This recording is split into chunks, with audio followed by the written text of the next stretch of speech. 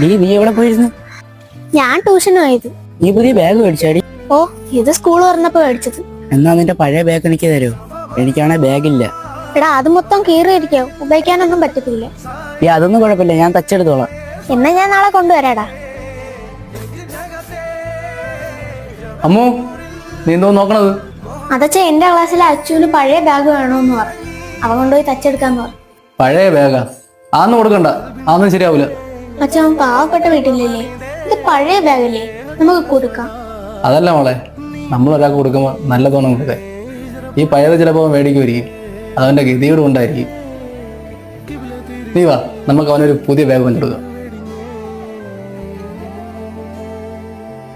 അച്ചു, പകലിരവുകളുടെ റബ്ബ്, ഇഹപരമിലും തുണ റബ്ബ്, ഉടലിനുടയോൻ റബ്ബ്, റബ്ബോടിന്ന്